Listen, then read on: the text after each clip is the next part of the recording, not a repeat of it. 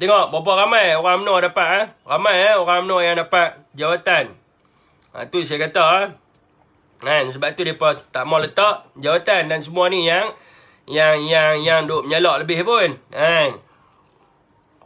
Sebab tu saya kata mereka cuma nak gugurkan kes di mahkamah tu alasan ni. Bukan sebab jawatan pun. Bukan sebab jawatan. Update lah sikit. Bukan sebab jawatan. Kalau ikutkan kerajaan ditubuhkan pada 7 ke 8 hari bulan Mac 2020. Masa tu semua bersetuju. Semua bersetuju. Lepas tu yang paling peliknya mereka kata pendakwaan politik. Yang ni paling peliknya. Sebab kenyataan pada 7 hari bulan Mac 2020 Zahid Hamidi. Semasa ditanya berkenaan dengan kes mahkamah, dia kata mereka akan meneruskan kes mahkamah dan akan membuktikan bahawa mereka tidak bersalah di mahkamah. So tiba-tiba hari ni kata Tan Sri Muhyiddin Yassin meneruskan pendakwaan terpilih, pendakwaan politik. Hak ni jadi pelik ke? Hak ni kita bingung. Hak ni kita jadi pelik ke? Bukan kata pasal jawatan dan sebagainya. Hak ni pun kita pelik. Pasal mahkamah yang dia duk tuduh kata Tan Sri ni apa semua pun kita nampak pelik juga. Jadi prasarana ni bukan tu lah. Pasal salah tadi. Prasarana prasarana. Nak cari balik susah tuan-tuan. Tuan-tuan masuk dalam prasarana tu apa benda? Syarikat Perumahan Negara Berhad. Prasarana tu apa benda? Jadi orang kata apa? Dia punya nama penuh dia. Bukan saya tak tahu dia punya tu. Prasarana dekat ni Datuk Tajuddin Abdul Rahman. Kan saya bagi tahu lah tadi. So ini rakyat Malaysia jadi bingung lah. Rakyat Malaysia jadi pelik sekarang. Dia jadi pelik. Dulu mereka minta teruskan kes mahkamah. Mereka kata mereka nak menangkan kes mereka di mahkamah. Sebab nak bersihkan nama mereka. Dan mereka menolak sebarang jawatan. Lah ni lain pula. Lah kata Tan Sri buat pendakwaan terpilih. Tan Sri tidak menawarkan jawatan kepada orang UMNO. Ni rakyat Malaysia semua bingung. Sekali dengan saya jadi bodoh. Duk fikir, macam mana ni? Mana satu ni kan? Tapi tak apalah tuan-tuan. Kita selesaikan orang kata apa, yang tu biar mereka selesai lah. Tapi rakyat Malaysia masih bingung lagi lah. YGD lebih-lebih pula. Sekarang ni nyampah pula. BP kat dia lah. Apa-apa pun suruh letak jawatan dulu. Seletak jawatan dulu baru cerita banyak lah. Baru cerita banyak. Tak payah duk sembang lebih sangat lah. Hari ni dah masuk hari yang ketiga tuan-tuan. Nak masuk hari keempat daripada pengistirahan perang. Perang dah istihar tetapi belum lagi nampak jentera perang yang keluar. Dia punya sembang dia gah lah kan tuan-tuan. Dia minta dia punya sembang dia gah lah. Hebat lah kan. Pumpang. Tapi sampai hari ni lah. Belum ada lagi lah yang letak jawatan ke. Surat pun tak ada lagi. Surat sehingga ke hari ni belum ada surat muktamad daripada pihak UMNO lah. Sepatutnya dia kena hantar surat kepada Perikatan Nasional dan juga kepada Muafakat Nasional yang mengatakan bahawa mereka telah pun menamatkan hubungan sebagaimana di dalam ucapan Presiden UMNO. Tamatkan hubungan, maka dekat situlah barulah kita akan buat keputusan yang seterusnya. So surat pun belum ada lagi. Surat pun belum ada. Saya pun tak pasti sama ada mereka tunggu kita nak pujuk mereka ke tak. Tapi yang paling penting je, kita pun dah tahu di peringkat 1 dah keluar daripada ketua penerangan kita. Tak kisah. Kalau kita nak bertanding secara berasing dengan mereka pun kita no problem sebab memang kita dah persediaan kita dah ada. Seluruh Malaysia bersatu memang kuat. Kita yakin kita boleh menang. Buktinya di negeri Sabah sebelum ni kita yakin kita boleh menang. Jadi itu bukan masalahnya lah. So kalau kata mereka nak suruh kita pujuk mereka, dah lah kot. Saya ingat. Dah lah kot. Jadi kalau kata kita minta mereka stick lah dengan mereka punya ungkapan mereka tu. Sebab mereka hina teruk sangat lah. Mereka hina kita, mereka hina presiden kita. So lebih baiklah buat keputusan cepat-cepat. Sebab keputusan kita dengar dah ada. 3 hari lepas dah ada keputusan lah. Berkobar-kobarnya mengatakan no DAP. No bersatu. No bersatu. Semua cakap no bersatu. So kita nak lah mana yang no bersatu tu. So secara standardnya bila mereka buat satu perhimpunan agung yang sepatutnya tak ada bincang pasal benda ni, jadi mereka dah buat mesyuarat MKT dah ada, sepatutnya mereka kena hantar surat lah. Surat sebagaimana sebelum ni lah. Sebelum ni kan mereka dah hantar surat yang mengatakan bahawa mereka akan menyokong kerajaan Perikatan Nasional sehingga PRU ke-14 dan sebagainya. So sekarang ni kena ada surat lah, surat MKT mereka yang mengatakan bahawa pihak UMNO melalui Setiausaha Agung dia telah pun menamatkan hubungan dengan Perikatan Nasional. Maka dengan ini pihak UMNO mengarahkan supaya menteri-menteri semua mengosongkan jawatan menteri, timbalan menteri dan juga pengurusi GLC dan sebagainya. So dia kena buat surat lah. Bila ada surat barulah kita boleh pecat. Adalah saya sembang tadi dengan member, ada kata boleh pecat, bukan tak boleh pecat, tapi nak ada surat daripada UMNO. Surat yang mengatakan mereka tarik diri dan sebagainya, so boleh pecat lah. Jadi lah ni mereka belum ada surat, dan kita ada dapat daripada surat kita ada dapat kenyataan daripada YB mana tadi daripada Khangak ke Arau Syahidan Khangak tuan-tuan, saya lupa dia punya nama. Dia ada bagi tahu, dia kata tidak akan ada seorang pun ahli Parlimen UMNO yang akan meletakkan jawatan. Jadi itu yang kita nak tahulah setakat mana depa punya ni lah. Okey tuan-tuan, share lagi. No Wak Jahid. Share lagi tuan-tuan. Hari ni kita nak sembang tentang benda lain.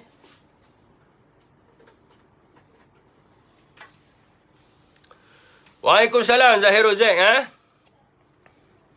Tak penat ke berpolitik dah tak? Kami memang tak penat lah. Penat menunggu ya sebenarnya. Penat menunggu penat menunggu. Penat menunggu surat ya. Penat lain tak? Ya Pak Zahid bilang mundur Pak. So penat menunggu ya ni. Semua orang lah ni penat menunggu lah.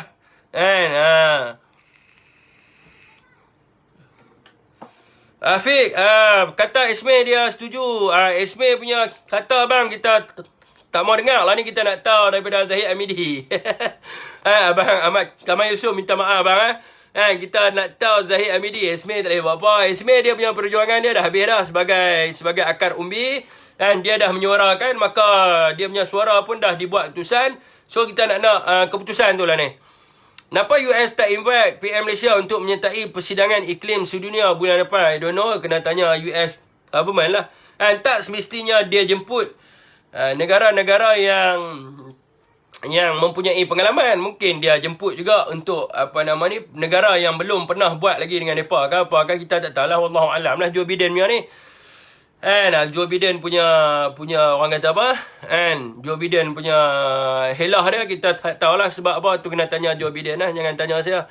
Lah ni yang paling penting sekarang ni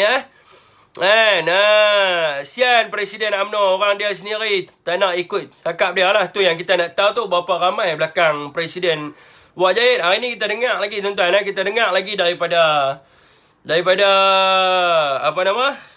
Khairi Jamaluddin. Daripada Khairi Jamaluddin, dia minta supaya dibuat pemilihan secepat mungkin, supaya hati mereka ada arah tuju lah. So nampak sangat Presiden tak ada power. Nampak sangat Presiden tak ada power. Presiden baru bagi ucapan matlamat nak berjuang begini punya, tiba-tiba mereka suruh buat pemilihan Presiden baru. Presiden ada power kan? Tak ada power. Kalau Presiden tak ada power, malu lah kan. Presiden apa tak ada power.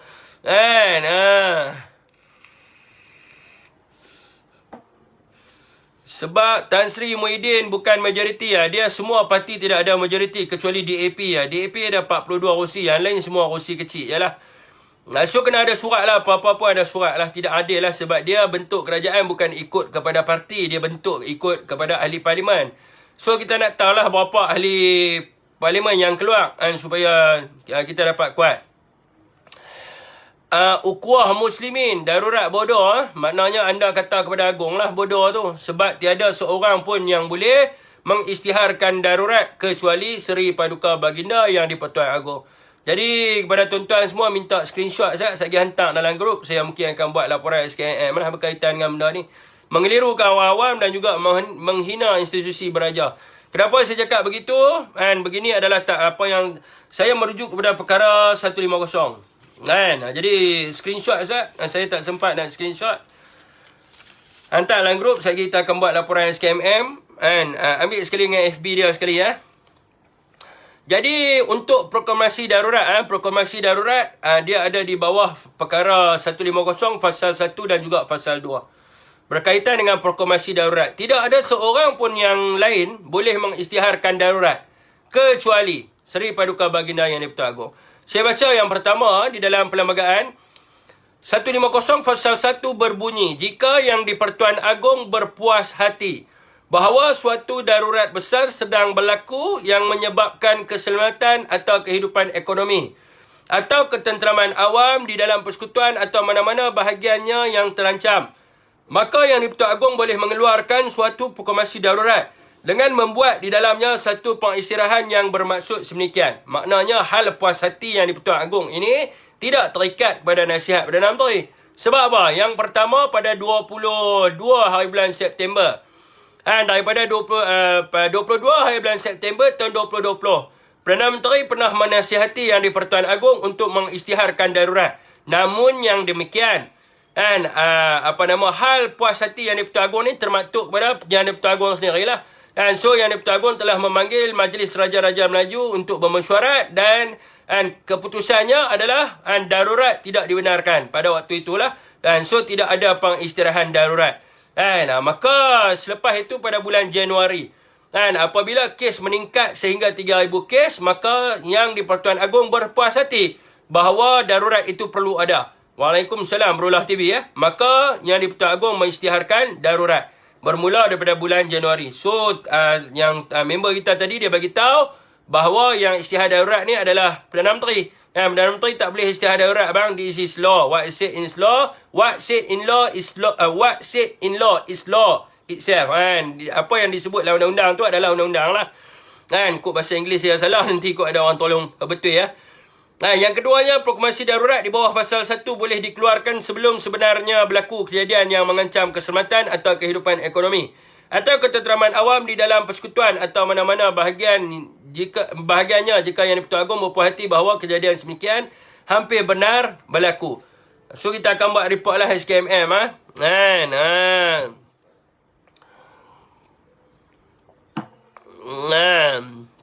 Jadi saya nak pergi kepada topik saya tuan-tuan Saya nak pergi kepada topik saya yang nak mana gelak tu gelak tak apalah. Kita buat report kita tengok lah. Tak apalah, ukhuwah muslimin tak apa. Tak apa, kita buat report tu, awak jawab lah nanti. Awak jawab lah nanti Screenshot FB dia tolong hantar saya sebab saya satu telefon internet dah habis dah. Kita nak buat report SKMM ni senang ya tuan. Kita boleh buat direct on the spot.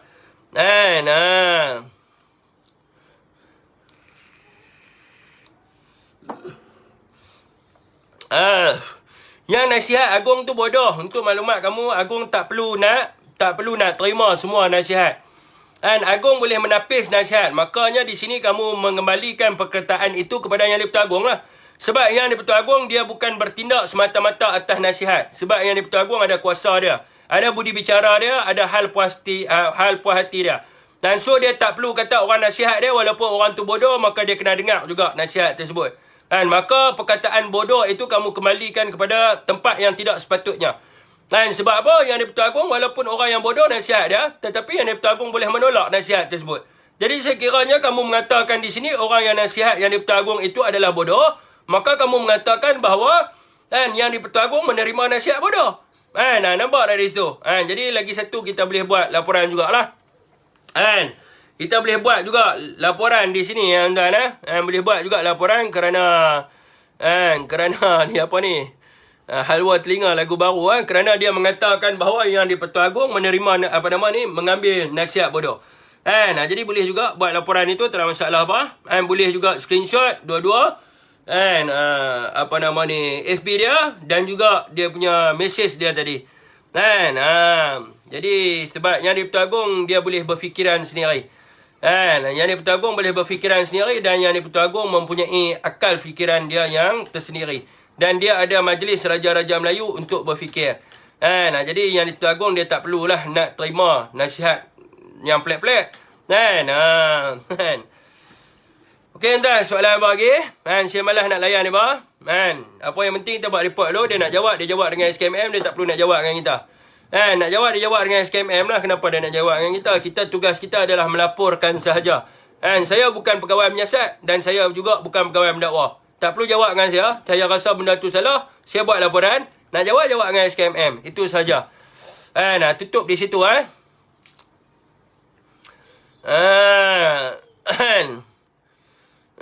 saya dah hantar dalam grup, Afiq. Okey. Malam ni saya akan buat laporan, saya hantar dalam grup. Buat laporan SKMM senang. Malam ni saya akan ajak. Okey, tuan, kita pergi kat topik, tuan. Saya tak perlukan penerangan ni, bos. Saya tak perlu nak baca apa-apa statement sebab saya bukan pegawai menyiasat.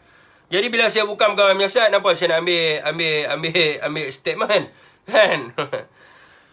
Okey, tuan. Tajuk kita malam ni adalah perkauman ini sengaja dibuat-buat untuk tujuan meraih undi. Jadi semalam, tuan-tuan, mesej bila pakcik tu tegur saya rasa okey, kita fine, kita kena go on dengan live yang berunsurkan ilmiah lah.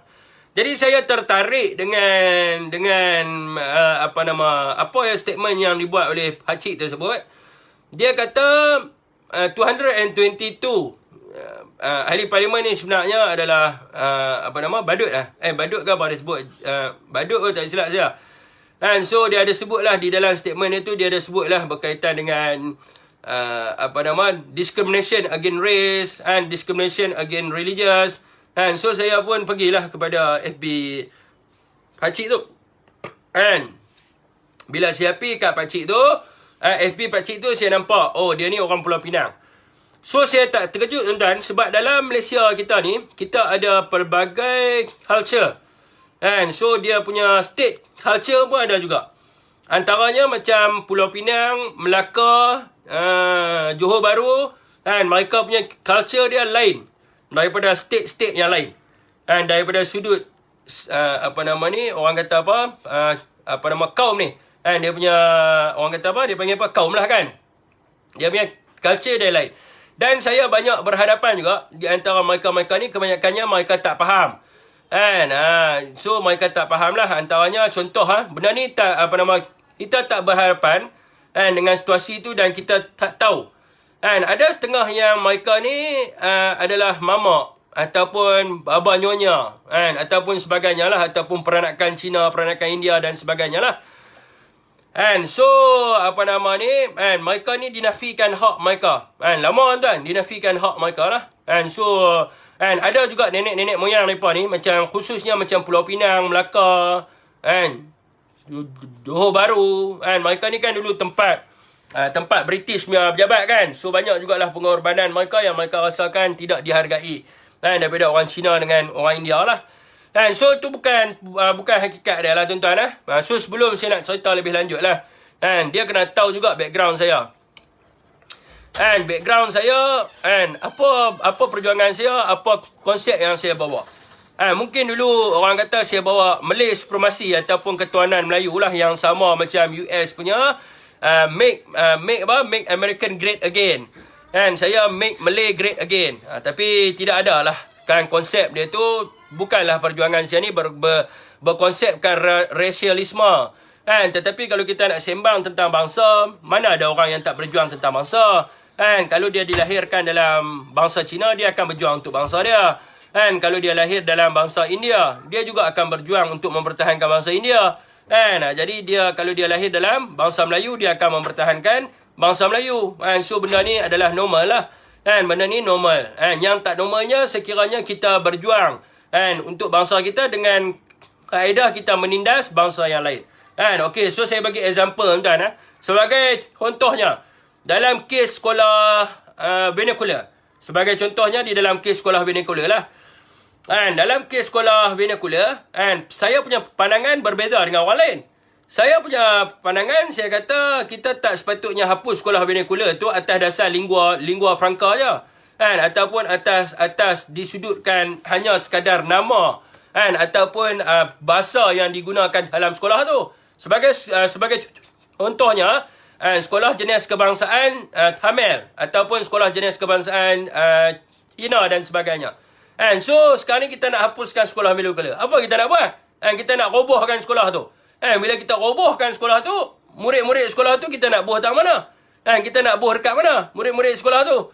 So, lepas kita roboh, kita bina balik sekolah, sekolah kebangsaan. So, masalah sekolah vernacular ni adalah daripada sudut nama dia lah. Nama dia. Daripada sudut nama dia. Sekolah jenis kebangsaan Tamil. Sekolah jenis kebangsaan Cina. So, daripada sudut nama dia sajalah masalah.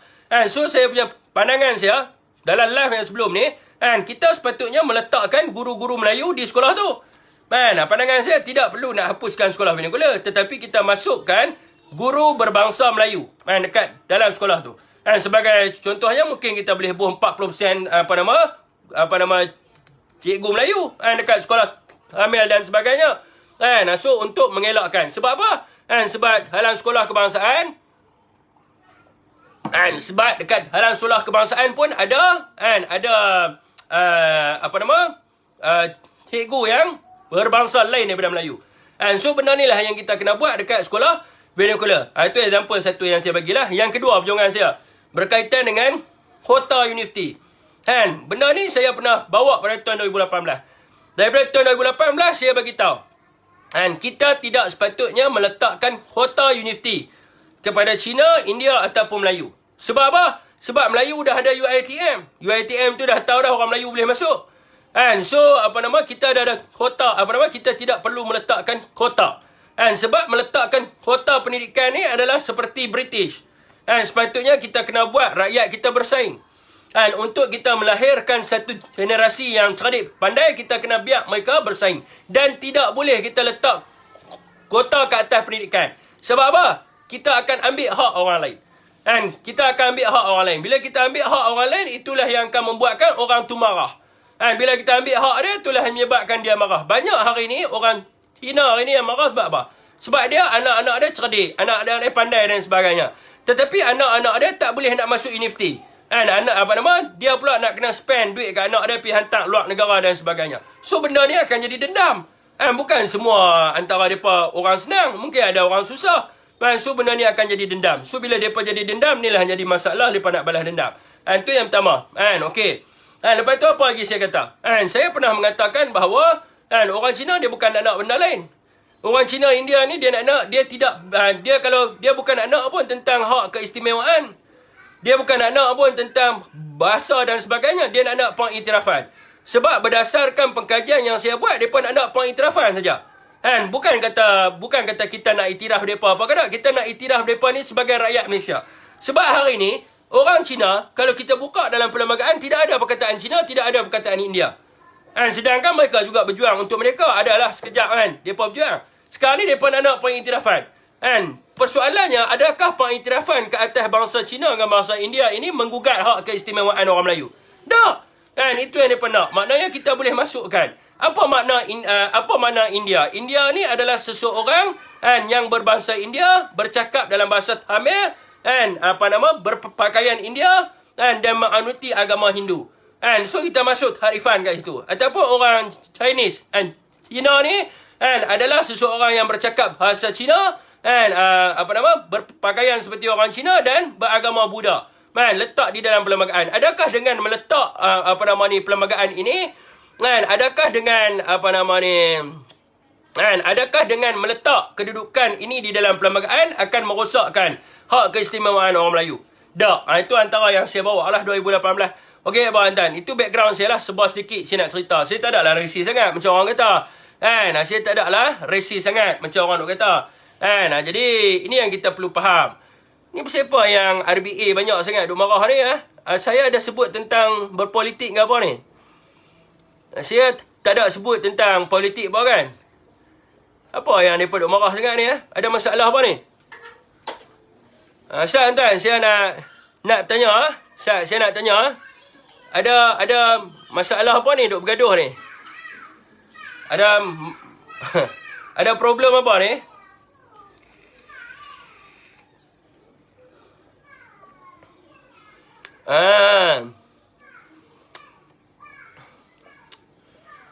Ada problem apa ni? Kita selesai dulu masalah mereka ni.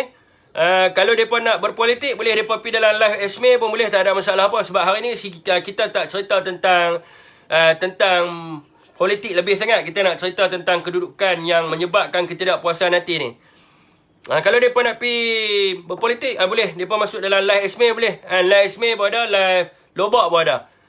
Tak ada masalah apa. Kita tak ada masalah apa. Sebab hari ni kita nak sembang tentang ilmiah. Sebab semalam kita dah dapat peneguran. Sebab duk maki-maki Kaldai apa semua ni kan. So orang tua, bila dia cakap yang tu, kita kena terima lah. Ini adalah satu nasihat. Walaupun dia orang dia PKR, tetapi nasihat dia, kadang-kadang Allah yang izinkan dia untuk nasihat kita. Sebab nasihat dia mungkin membina kita sebagai orang muda. Orang Melayu ni, dia punya prinsip dia adalah dia kena hormat orang yang lebih tua. Yang muda menghormati orang yang lebih tua. So kalau mereka nak cerita tentang benda yang lain tu, mereka boleh pergi kat sana asal lah. Kita nak cerita hari ni, kita nak masuk bab ilmiah sikit. Okay, yang dah. Okay, so bila kita sebut tentang apa yang berlaku sekarang ni, kita nak cerita sekarang ni, bukan saya nak bagi tahu perjuangan saya dulu. Kita nak bagi tahu sekarang ni. Okay, sekarang ni, apabila kita sebut tentang discrimination against race, kita sebut tentang discrimination against religious, benda ni tak wujud. Benda ni tak wujud. Saya bagi tahu kepada tuan-tuan, benda ni tak wujud. Tidak ada diskriminasi berkaitan dengan bangsa di dalam negara Malaysia, dan tidak ada diskriminasi berkaitan dengan agama dalam negara kita Malaysia. Ni percaya tak apa yang saya cakap ni? Saya boleh buktikan bahawa benda ni tidak wujud. Tidak ada diskriminasi berkaitan dengan bangsa, tidak ada diskriminasi berkaitan dengan agama, tetapi perkara ini dibuat-buat. Dibuat-buat oleh apa? Dibuat-buat untuk apa? Dibuat-buat sebab, sebagai contohnya. Sebagai contohnya, DAP. DAP dia adalah parti berkonsepkan orang-orang Cina. So, bila dia buat satu parti berkonsepkan orang-orang Cina, so dia kena main dengan ism. Ism ni dia kena main dengan ideologi dan sebagainya lah. Dia kena main dengan ideologi. Dia nak tarik, undi orang Cina berdasarkan apa? Sentimen. So, dia create the sentiment. Dia create sentiment berkaitan dengan orang Cina perlu ini. Orang Cina perlu itu. Tetapi pada hakikat, yang sebenarnya, semua tu ada dalam perlembagaan. Tak wujud. Tidak ada discrimination against race. Tidak ada discrimination against religious. Tetapi benda ni sengaja dibuat-buat. Benda ini sengaja dibuat-buat supaya dia jadi sentimen. Bila dia jadi sentimen, maka akan orang undi dia. Asas daripada sentimen tu. Dia bawa ideologi. Ni bahaya dia. Ni bahaya DAP. Dan dia punya perjuangan DAP, dia bukan nak bawa kepada benda tu. Sebab dia ada perjuangan dia yang lain. DAP, dia punya fahaman dia adalah komunisme. Bila fahaman komunisme, dia kena pegang antara satu benda yang lain. Dia kena pegang ekonomi, dia kena pegang kuasa ni apa semua, baru dia boleh buat negara yang macam dia nak lah. Demokrasi sosial dan sebagainya. So, dia create lah sentimen. Dia main sentimen. Sentimen orang Cina, sentimen orang India. Tapi benda ni tak wujud. Nanti saya cerita kenapa saya kata tak wujud. Okey. Begitu juga dengan Ambiga. Ambiga, Watiamuti dalam PKR. So, bila mereka buat perjuangan, mereka nak tarik crowd orang India. Macam mana mereka nak tarik crowd orang India? Macam kita hari ni lah, tuan-tuan. Kalau kita nak berjuang orang Melayu, macam mana kita nak tarik crowd orang Melayu? Kita pakailah tengkolok, betul? Kita pakai tengkolok, kita buh keris sikit, kita adalah perjuangan orang Melayu. So, orang Melayu akan sukalah dengan sentimen tu. Sebab kita nak tarik orang Melayu. Macam tu juga dengan Ambiga dengan Watiamuti. So, mereka main sentimen. Mereka main sentimen. Mereka main sentimen. Konon-kononnya agama Hindu ditindas. Konon-kononnya bangsa India ditindas. Sebenarnya tak ada. Benda ni tak wujud. Benda ni sentimen. Ini adalah jaminan di dalam perlembagaan kita. Sebab kalau kita fikir dalam proses untuk pembentukan Tanah Melayu ataupun dalam proses untuk pembentukan Malaya pada waktu itu, dia melibatkan siapa? Dia melibatkan MIC. Dia melibatkan MCA. Dan dia juga melibatkan UMNO. Dan pada ketika itu, Tunku, dia pernah tulis surat kepada Sir Ivan Jennings yang mengatakan bahawa British tidak akan memerdekakan kami sekiranya orang Cina dengan India tidak bersetuju. Agak-agak tuan-tuan lah. Kalau kata kita nak buat satu perlembagaan yang kata menindas India, menindas orang Cina dan sebagainya, adakah mereka akan setuju untuk merdeka? Mestilah mereka tak setuju, betul? Sebab itulah kita kena bentuk satu perlembagaan yang mana nak bagi mereka puas hati. Kalau mereka tak puas hati, maka kita tidak boleh merdeka. So, ada orang tanya pasal sekolah vernacular, saya nak jawab. Sekolah vernacular sepatutnya selepas merdeka dah haram. Dulu kita ada sekolah jenis kebangsaan Cina. sekolah jenis kebangsaan Tamil, sekolah jenis kebangsaan Melayu dan sekolah Inggeris. Dan ada 4 sekolah. Selepas itu berlakunya dia panggil perjanjian ban. Boleh pergi baca dalam perjanjian ban lah. Dan di dalam perjanjian ban Tunku Tun Razak pada ketika itu dia nak hapuskan, dia nak buat sekolah satu aliran. Tetapi pada waktu itu UMNO dengar kepada MCA. Dan bila dengar kepada MCA, maka mereka dengar kepada permohonan yang dibuat oleh Jiazong, Don Jiazong. Sekarang ni dikenali sebagai Don Zong. Don Jiazong lah. Dia buat kepada laporan Feng Wu. Jadi sekolah jenis kebangsaan ni memang memang dah ada di bawah dipanggil sebagai laporan Feng Wu. Memang dipersetujui pada waktu itu. Sebab itulah ada sampai sekarang ni. So tak perlulah nak orang kata nak manipulate dan sebagainya. Tak perlu kita nak gunakan perjuangan konon-kononnya ni kita nak manipulate. So benda ni memang mereka saja je cakap tentang SRJK. Sengaja je cakap sebab apa? Nak bangkitkan sentimen tu saja. Tapi pada hakikatnya sebenarnya secara logik akal, nak apa? Nak pergi bakar sekolah tu. Nak buat apa?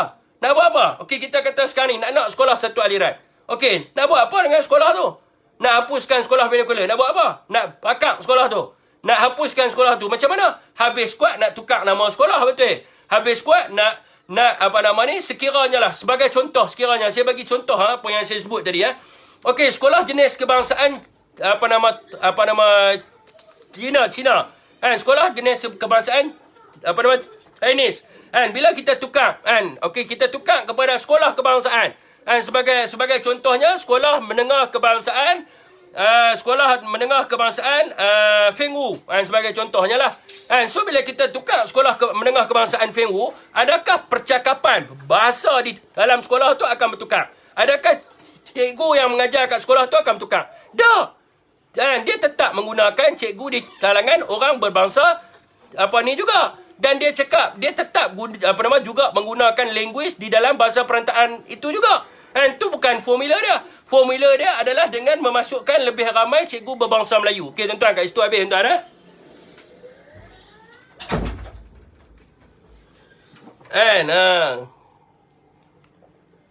Sebab bukan saya nak kata mereka punya perjuangan tidak ada relevan. Itulah hakikat dia.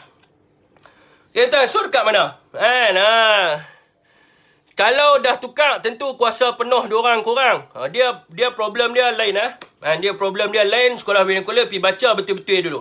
Sekolah vernacular, dia punya problem dia lain. Tersangat. Tolonglah. Problem dia sangat berbeza dengan apa yang tuan-tuan dibriefkan. Dia, kalau tuan-tuan tukar sekolah tu. Sorry Fi, aku tak setuju dengan kenyataan kau pasal sekolah. Okey, saya bagi tuan-tuan kena bagi kefahaman tentang sekolah vernacular ni. Sekolah vernacular, kita sebut tentang sistem yang dia pakai sebagai lingua franca dekat dalam sekolah dia. Okey, saya nak tanya pada tuan-tuan. Orang Cina, sama orang Cina, dia menggunakan bahasa perantaraan bahasa orang Cina. Sangkutlah tuan-tuan. Adakah menyalahi? Dia menggunakan Mandarin ke apa ikut suka dia lah sebab bangsa dia. Adakah menyalahi di sudut undang-undang? Di sudut perlembagaan?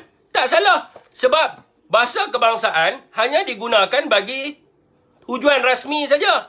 Kalau kata cikgu tu bangsa yang sama dengan dia, dia tak perlu gunakan bahasa Melayu. Dan cikgu tu boleh mengajar dalam bahasa Cina sebab apa? Sebab yang duduk dekat sangkut teruk. Sebab yang duduk dekat depan dia tu adalah bangsa dia. Nampak tak di situ? Ini perlembagaan.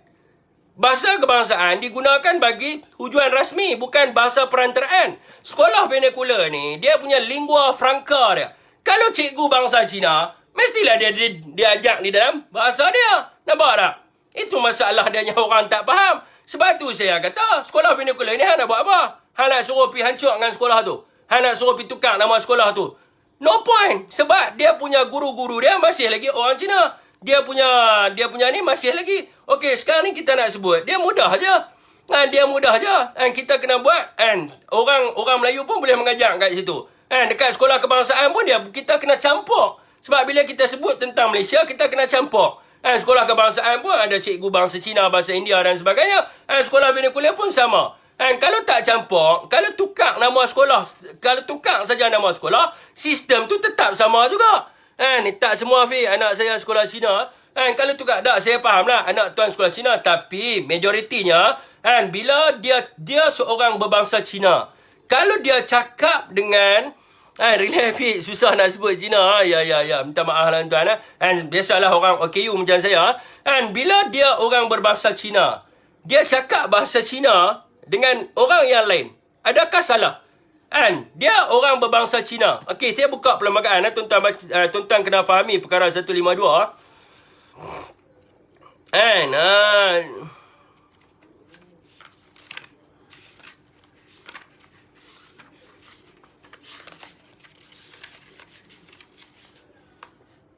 Okey, perkara 152, bahasa kebangsaan. Bahasa kebangsaan ialah bahasa Melayu dan hendaklah dalam tulisan yang diperuntukkan melalui undang-undang oleh Parlimen. Dengan syarat, tiada seorang pun boleh dilarang atau dihalang daripada menggunakan selain bagi maksud rasmi atau daripada mengajar atau belajar apa-apa bahasa lain. Maknanya dia boleh ajar dalam bahasa Cina. Dia boleh ajar dalam bahasa Tamil. Sebab perlembagaan bagi tahu. Perlembagaan kata tiada seorang pun boleh dilarang atau dihalang daripada menggunakan selain daripada bagi maksud rasmi atau daripada mengajar atau belajar apa-apa bahasa lain. Kalau cikgu Cina, anak murid Cina, dia guna bahasa Cina tak salah. Habis tu apa masalah sekolah vernacular? Yang masalah, itu masalah tak erti perlembagaan. Hampa pergi tanya profesor mana pun perlembagaan betul tak betul. Okay, you tak ada allow nah. Tahu tak apa? Itu kita kena tahu ni perlembagaan. We talk about the constitution. Sebab tu saya kata jangan resist tak bertempat. Sebab benda ni pun UMNO pun setuju dulu. Yang setuju untuk sekolah vernacular ni UMNO. Tahun 1952 tuan-tuan. Perjanjian BARN. Perjanjian BARN. B-A-R-N-E. So janganlah kata kat saya. Kalau kata UMNO tak setuju dengan perjanjian Feng Wu, maka sampai sekarang pun tidak ada sekolah vernacular. So, janganlah salah pada saya, salah pada UMNO. Okay, salah pada UMNO lah. UMNO dia bukan DAP, tuan. DAP wujud pada tahun 1970. Don Zong ni wujud pada tahun 1951. Jangan tertipu dengan hujah orang. Kita kena baca the real history.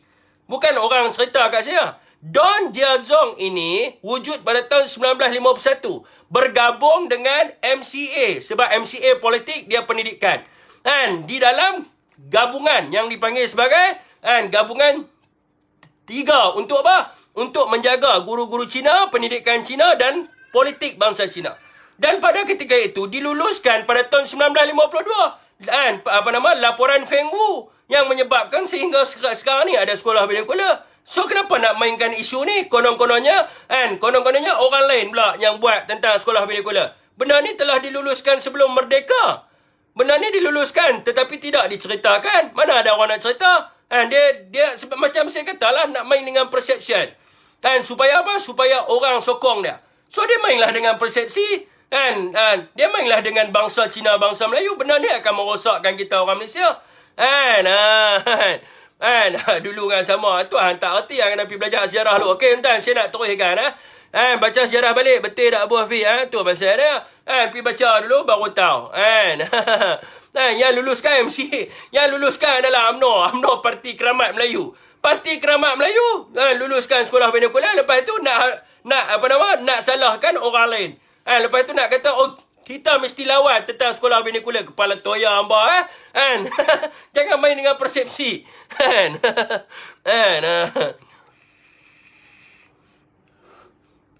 Okey, tuan.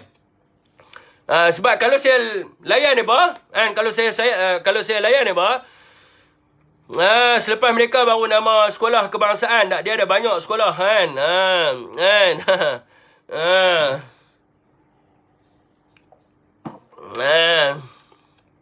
Okey, tuan. Okey, saya nak pergi pada hujah saya. Saya tak mau pergi. Dia nak tarik saya pergi tang tu. Buang masa saya lah. Sebab saya dah standby dah. Okey, tuan-tuan. Kita pergi tentang persepsi perkauman yang dibuat oleh parti-parti politik. Antaranya adalah DAP dan juga PKR. Mereka sengaja bermain dengan sentimen agama. Kalau tuan-tuan tengoklah Ambiga. Dia main dengan sentimen agama. Lepas tu DAP, dia main dengan sentimen bangsa. Sebab apa? Sebab mereka nak raih undi. Pada hakikat, saya nak ungkil satu persatu. Saya nak ungkil satu persatu, yang mana tuan-tuan akan nampak sendiri bahawa tidak ada wujudnya diskriminasi. Tidak ada wujudnya diskriminasi against race dan juga diskriminasi against religious. Dekat mana? Dekat mana tuan-tuan? Jadi saya tak mahu layan mereka ni, sebab kita bukan duk bincang tentang masalah mereka ni. Mereka ni memang diupah. Mungkin orang DAP. Jadi yang pertama tuan-tuan, bila kita sebut tentang bahasa, bila kita sebut tentang agama. Bila kita sebut tentang agama, apa yang DAP buat nak bagi orang lain marah? Dia cuma ambil Islam agama persekutuan. So, Theresa Kong dia buat keluar. Kenyataan, dia keluar kenyataan, dia tidak bersetuju dengan Islam agama persekutuan. Nampak tak? Dia cuma ambil separuh daripada perlembagaan. Dia ambil separuh sahaja. Tetapi pada hakikatnya, adakah negara kita, walaupun kita sebut tentang Islam ni agama negara, bila kita sebut persekutuan, persekutuan ini adalah negara. Di dalam perjanjian persekutuan 1957, itu persekutuan Tanah Melayu dia panggil sebagai The Federation is sovereign independent country. Itu negara. Minta maaf tuan. Okey, so bila kita baca dalam perkara 3, apa yang DAP tak ambil habis? Dalam perkara 3, dia bagi tahu Islam ialah agama persekutuan. Dia ambil kat situ, dia stop kat situ. Tak boleh stop kat situ. Dia kena habiskan. Islam ialah agama persekutuan.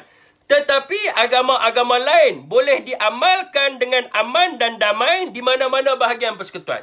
So, agama-agama lain boleh diamalkan dengan aman dan damai di mana-mana bahagian persekutuan. So, dekat mana yang melibatkan diskriminasi against religious? Dekat mana?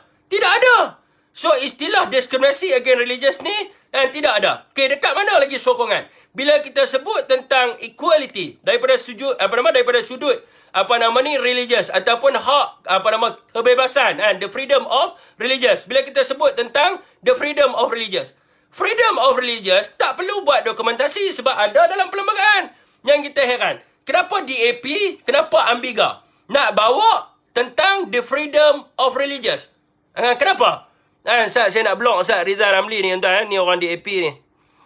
Ni orang DAP Saya blok dia Ustaz, mengarut ya.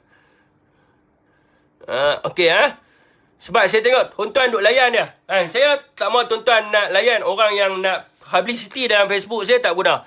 Kalau dia nak jadi popular, dia buat live sendiri. Kalau dia nak mengejar populariti lah. Sebab di sini kita bukan nak kejar populariti. Kita nak berkongsi ilmu. So, bila kita sebut tentang the freedom of religious, yang tadi kita sebut tentang pengiktirafan agama. Ni pengiktirafan agama. So, kalau dia nak sebut semua agama, susahlah. Banyak agama kat dunia ni, berapa ratus agama. Nak sebut semua apa ya? So, dia sebut Islam adalah agama persekutuan. Dan agama-agama lain. Agama-agama lain boleh diamalkan di mana-mana bahagian persekutuan. So, settle kat situ. So, ada pengiktirafan. Agama-agama lain boleh amal tak? Boleh. No problem. Bukan kata ada diskriminasi atau sebagainya. So, kita sebut pula tentang, bila sebut tentang pengiktirafan. Lepas tu, dia sebut pula tentang hak kebebasan beragama. The freedom of religious. Okay, the freedom of religious di dalam perkara 11. Di dalam perkara 11 perlembagaan. Di dalam perkara 11 perlembagaan, dia dah bagi dah kedudukan the freedom of religious. Kenapa Ambiga nak pergi buat sampai Amerika? Kenapa DAP nak menghasut orang dan sebagainya? Tak perlu. Sebab perlembagaan dah ada. Yang pertama dia sebut apa dalam freedom of religious? Yang pertama dia sebut tiap-tiap orang berhak menganuti dan mengamalkan agamanya dan tertakluk pada pasal 4 bagi mengembangkannya. Maknanya di sini, setiap orang, tak kisahlah dia agama Buddha ke, dia agama Sing ke, dia agama Kristian ke, dia agama apa pun, dia berhak untuk menganuti agama dia. Dan dimasukkan di dalam perlembagaan. Maknanya dia boleh amal agama dia dengan bebas. Tidak ada siapa pun yang halang. Yang boleh halang dia untuk menganuti agama. Itu yang pertama. Dan tetapi, kita kena tahu, tetapi dia tidak boleh mengembangkannya. Tertakluk pada pasal 4 bagi mengembangkannya. Maksud mengembangkan ni adalah maksud apa? Ini yang kita kena tahu. Ini yang mereka cuba main sentimen ni. Negara Malaysia, majoritinya adalah orang Islam.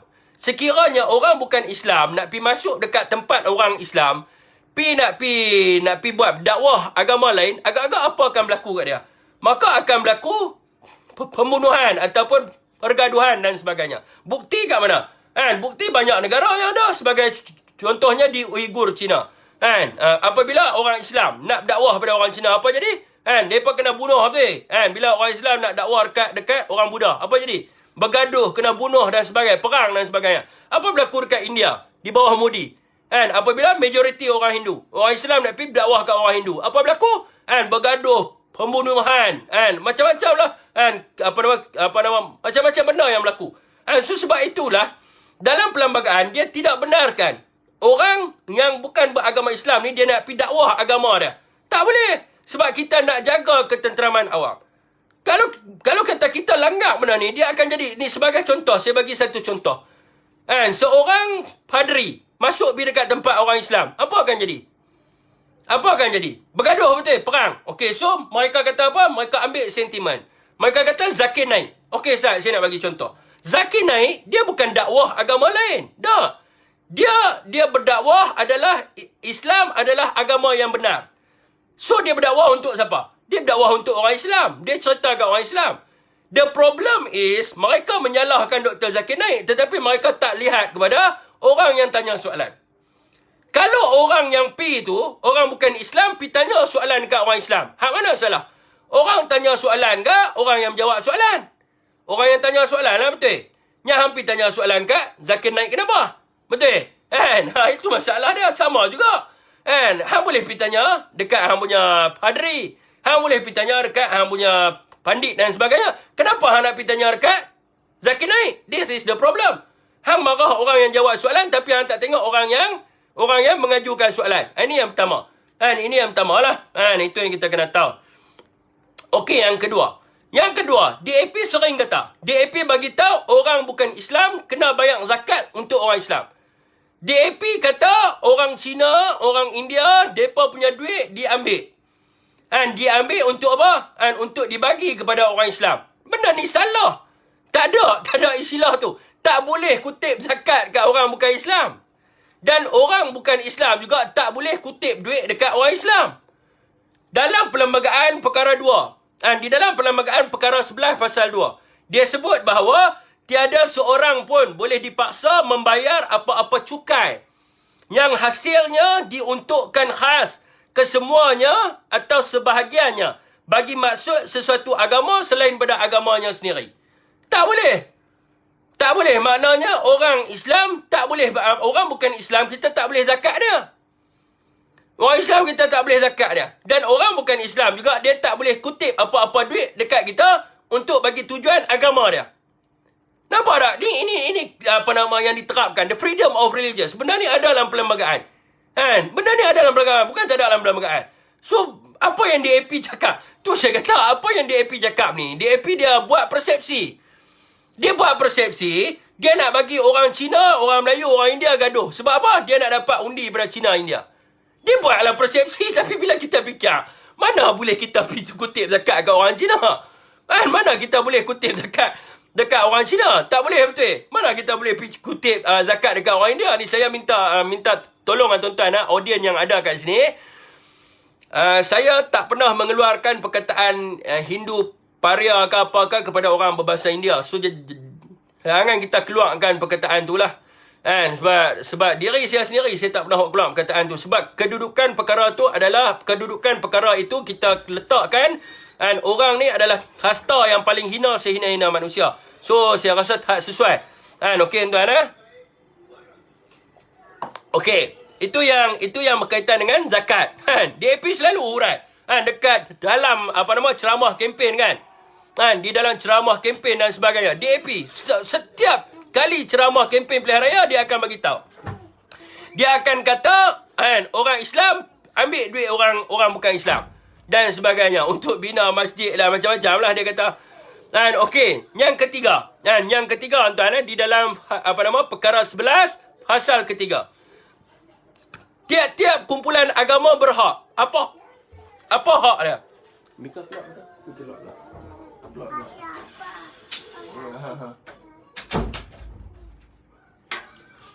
Okey. Setiap kumpulan agama berhak. Apa hak dia? Hak yang pertama adalah dia berhak untuk menguruskan hal ehwal agamanya sendiri. Maknanya dia berhak untuk menguruskan agamanya. Maknanya dekat sini, sebab tu orang Islam tak pernah campuri urusan agama orang lain. Yang duk campur urusan agama orang Islam ni yang mana? DAP lah. Sebab apa dia nak buat serangan kepada orang Islam. So dia buatlah. Tak ada siapa pun. Sebagai contohnya orang India, Buddha. Dia nak praktis agama dia. Kita tak boleh pergi kata kat dia, tak boleh. Orang India, Hindus, kan, dia nak praktik agama dia. Dia nak cucuk sana ke apa ke, kita tak boleh kata kat dia. Dan orang Islam, kalau kita nak praktis agama kita pun, mereka tak boleh kata kat kita. Sebab apa? Sebab setiap kumpulan agama berhak menguruskan hal ehwal agamanya sendiri. Kalau kita nak ambil ayat semayang ke, kita nak buat raya korban ke apa ke, itu tuntutan agama kita, dia tak boleh masuk campur. Sebagaimana kan, agama mereka yang kita tidak boleh masuk campur. Jadi itu yang ditekankan lah. Yang keduanya, mereka berhak untuk menubuhkan dan menyelenggarakan institusi bagi maksud agama atau karya. Mereka berhak untuk nak bina kuil ke, mereka nak bina church ke, mereka boleh bina. Tapi masalah sekarang ni apa yang berlaku ni? Ustaz Sufian ada kat sini ya. Ustaz Sufian selalu kena kecam pasal isu ni. Orang Cina, orang India selalu marah kat dia sebab dia selalu turun. Tapi dia sentiasa menjelaskan daripada sudut perlembagaan. Cuma bila tengok, biasalah, dekat Malaysia ni yang mana DAP punya orang, mereka dah mindset dah orang, bila hang tengok orang ni pakai jubah, orang ni pakai lebay, dia adalah orang Afghanistan. Dia adalah, ISIS. Dan dia adalah pengganas dan sebagainya. So, Ustaz Sofian ni dia jenis orang pakai jubah, pakai lebay apa. So, bila dia buat penjelasan, mereka nampak dia macam pengganas. so mereka tak boleh nak terima. Mereka tak boleh nak terima. Mereka gelar dia Baghdadi. Baghdad. Kan? Orang tak boleh nak terima. Padahal apa yang dia cakap tu betul. Jadi, you nak bina kuil. Tak ada masalah, you boleh bina kuil. Tapi, you kena bina atas tanah you sendiri. Okey, saya bagi contoh. Macam masjid orang Islam. Mereka kata orang Islam ni banyak masjid. Kerajaan bagi duit. Dah. Orang Islam banyak masjid kerana mereka himpun duit. Dia himpun duit di dalam persatuan. Lepas tu dia beli tanah, dia wakaf. Bila tanah dia wakaf tu, dia bina masjid. Bila tanah yang dia wakaf tu, dia bina masjid. Sebab itulah banyak masjid. Dan tanah, masjid itu dibina atas tanah sendiri. Masjid kerajaan ada berapa banyak? Masjid negeri ya. Masjid negeri lah, ada lah masjid-masjid lain. Masjid negeri, itu semua hak bawah kerajaan lah. Tapi banyak yang masjid ni adalah masjid yang mereka himpun duit. Lepas tu mereka beli tanah, mereka wakaf. Yang jadi masalah hari ni, kuil dan sebagainya ni, yang duk kena roboh ni, bukan masalah disebabkan orang anti orang Hindu dah. Tapi kadang-kadang dia pergi letak kuil kat tanah orang. Ini masalahnya, this is the problem. Kalau dia mimpi tanah tu ada dia boleh buat kuil. So dia kena beli tanah tu. Macam mana dia nak beli tanah tu? Ikut sukalah. Macam orang Islam, dia himpun duit ramai-ramai. Kalau kata dia nak beli duit, tanah tu. Kalau orang India semua nak himpun duit, nak beli. Belilah. Tak ada masalah. Sebab mereka boleh bina kuil. Mereka nak bina banyak mana. Sebab tu dekat Malaysia, yang paling banyak sekali bukan masjid. Yang paling banyak sekali adalah kuil. Cuma masalahnya adalah kuil ni adalah kuil-kuil haram. Ni yang jadi masalahnya. Dan so, dalam perlembagaan tidak ada masalah. Okey, di dalam perlembagaan tidak ada masalah. You boleh. You nak bina kuil, ikut suka. You nak bina church pun terpulang. Sebab ini adalah di sisi perlembagaan. Okey, yang seterusnya. Setiap kumpulan agama berhak untuk memperoleh dan mempunyai harta dan memegang dan mentadbirkannya mengikut undang-undang. Tu saya kata setiap kumpulan dia boleh ada harta.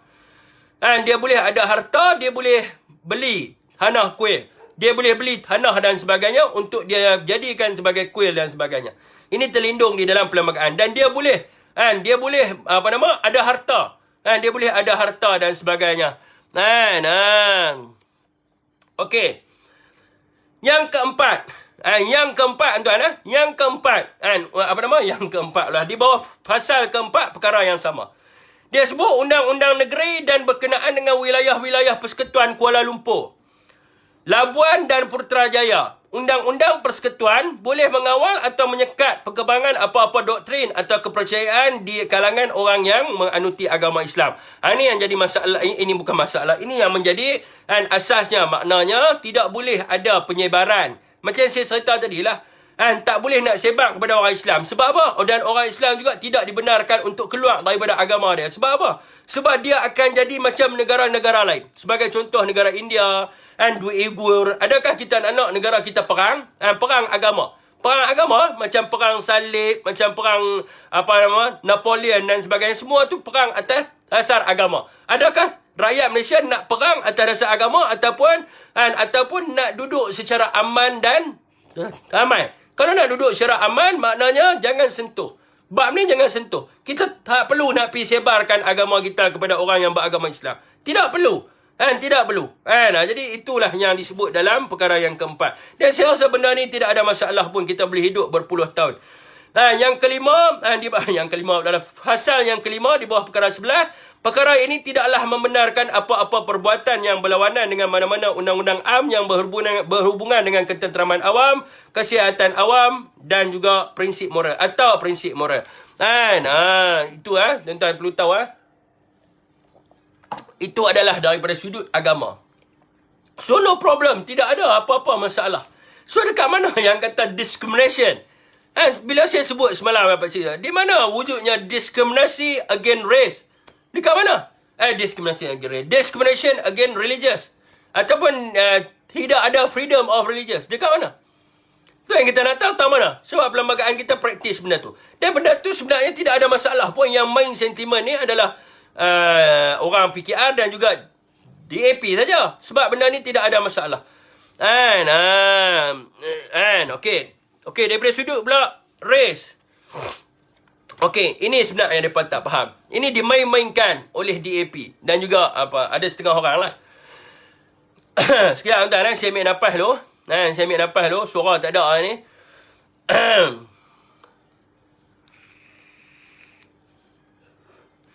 Saya duk cerita tentang PKR DAP yang duk jadi masalah mereka ni banyak sangat siapa ni.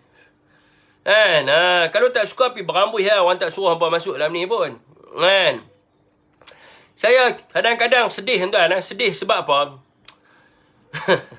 Sedih tengok gelagat orang. Sedih. Kalau kita dia macam ni lah tuan-tuan, kalau kita tak suka kat orang, apa kita nak tengok muka orang tu? Dia akan membuatkan hari kita jadi negatif. Betul? Normal, orang yang normal, yang berfikiran waras, yang tidak gila, dia nak hidup dia sentiasa ceria, betul? Jadi kalau kita tak suka kat orang tu, kita masuk pergi tengok muka dia buat apa? Takkan kita jadi negatif? Takkan kita jadi gila? So kalau kita nak positifkan hari kita, kita tak suka, kita tak boleh nak terima orang tu, kita duk rasa macam kita meluat kat orang tu. Apa yang akan orang tu bagi feedback kalau kata kita duk type dekat mesej banyak-banyak? Hang babi, hang gila, hang ketum. Agak-agak orang tu nak rasa apa? Dia buat tak tahu ya. Dia buat bodoh ya. Macam saya tak baca pun saya buat bangang ya. So apa kesan dia, impact dia kepada apa? Dia tak ada tak ada orang kata apa, tak ada impact dan kesan dia. Mereka tak pernah nak belajar perlembagaan Malaysia. Itu yang selalu ungkit kenapa mereka tak boleh menyebarkan fahaman mereka secara umum. Soalan kenapa orang Islam boleh berdakwah secara terang-terangan. Kita sudah aman, buat apa pilih perpecahan, betul ya? Mereka diupah dapat gaji betul. Jadi pelik. Saya pun kadang-kadang jadi macam pelik kat dengan mereka ni. Tak kena. Kadang-kadang tuan-tuan saya buat live apa tau. Saya buat live, hari tu saya buat live tentang apa? Hari tu saya buat live kata saya pergi makam Syekh Abdul, Syekh Abdul tu dekat Jitra tu. Saya pergi buat live dekat makam tu pun, mereka duk maki saya babi. Hang ni orang Muhyiddin, anjing Muhyiddin lah. Saya kata aku pergi makam ni, Muhyiddin pun tak ada tau ni. Kadang-kadang kita jadi, bagi kena topik lah sama kan, bagi kena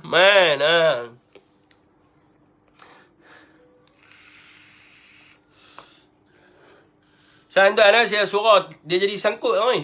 Itu yang jadi sangkut-sangkut ni. Besar tuan-tuan Apa yang penting adalah apa yang saya cakap tu dapat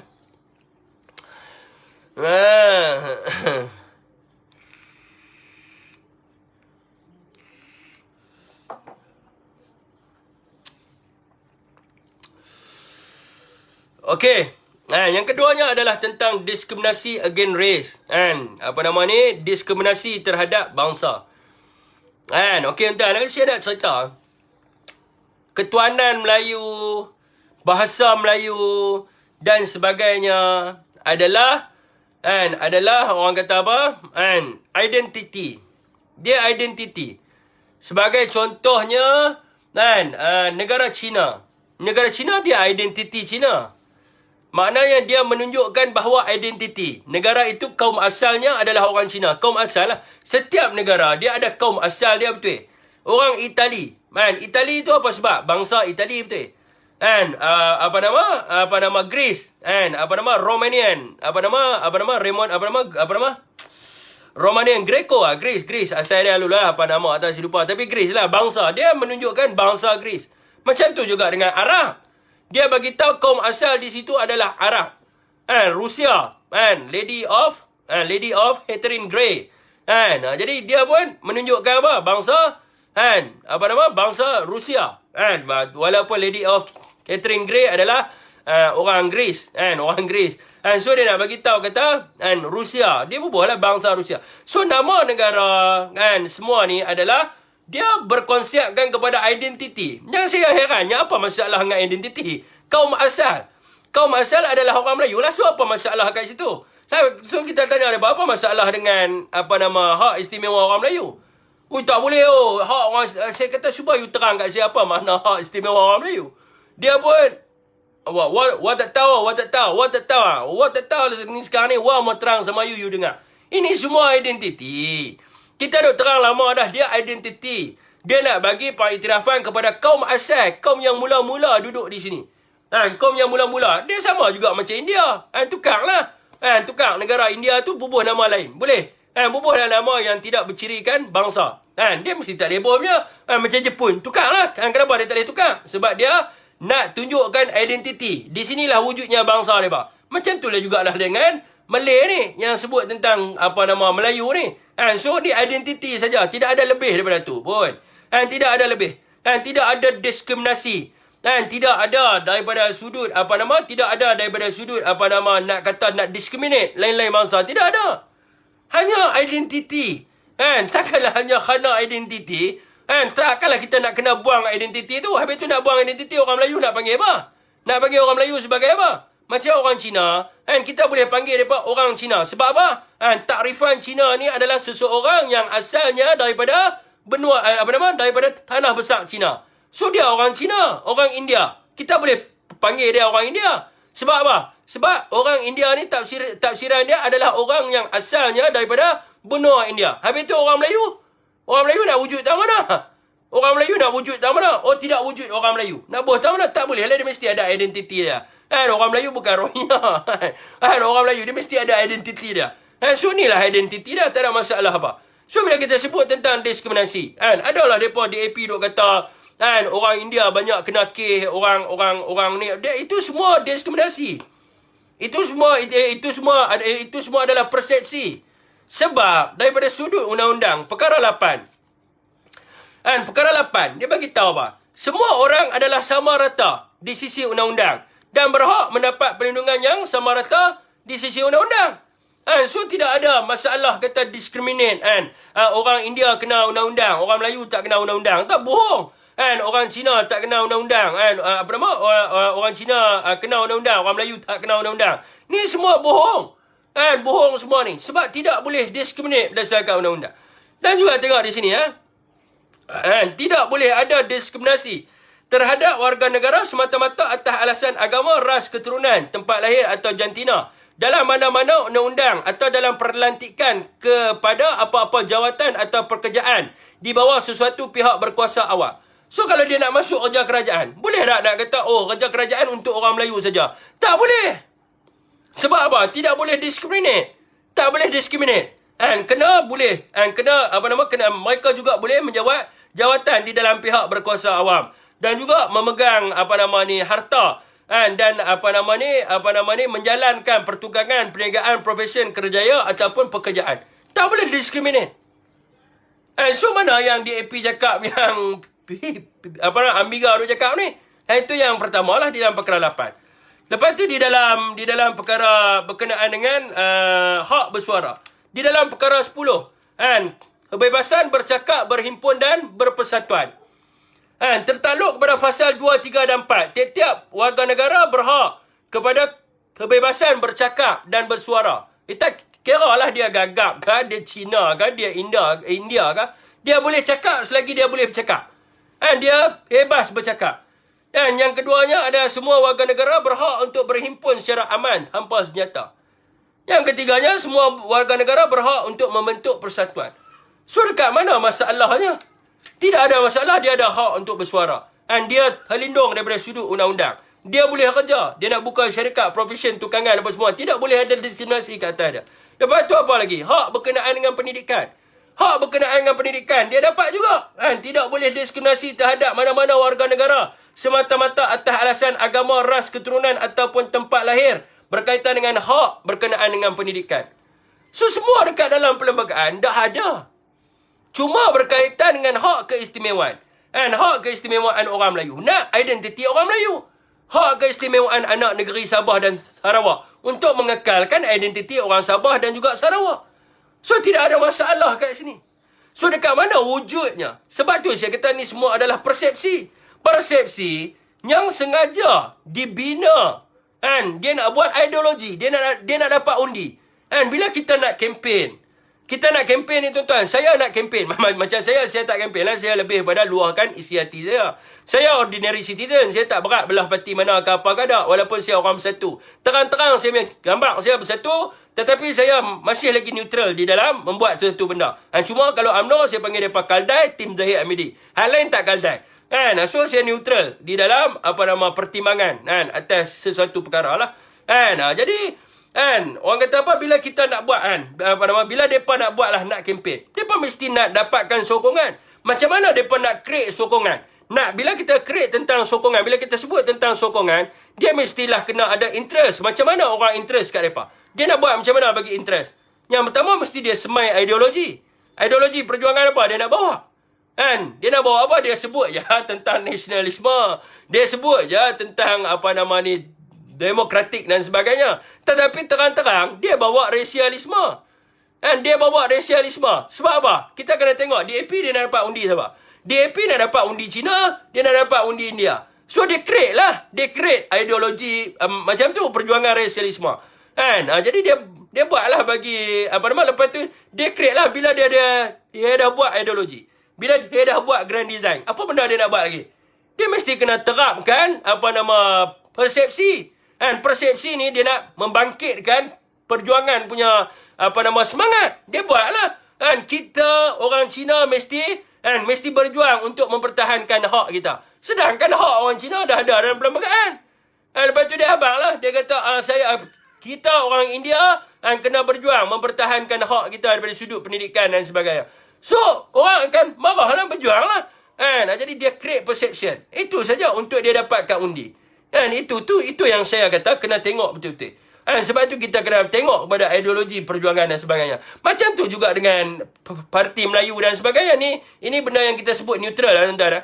Bila orang Melayu, dia masuk dekat kampung Melayu dan sebagainya, dia akan kata kita orang Melayu kena berjuang untuk mempertahankan orang Melayu. Hakikatnya 64 tahun. Apa jadi ke orang Melayu? Dia sebut macam tu lah. Itu saya kata dia bina ideologi, dia bina persepsi dan orang akan undi kepada dia. Sama juga macam orang Cina. Dan dia undi kepada PKR, dia undi kepada DAP. Apa dia dapat? Dia dapat apa? Ada tak kata orang Cina boleh, yang mereka kata boleh jadi raja apa semua tu? Tak boleh. Dia akan bawa kepada peperangan. Akhirnya orang Melayu dengan orang Cina akan perang. So dia punya ending dia adalah orang Melayu dengan orang Cina akan berpisah. Akan perang dan sebagainya, akan terbabit. Sebab tu zaman PH berlakunya pembunuhan adib, berlakunya orang Melayu mati dan sebagainya.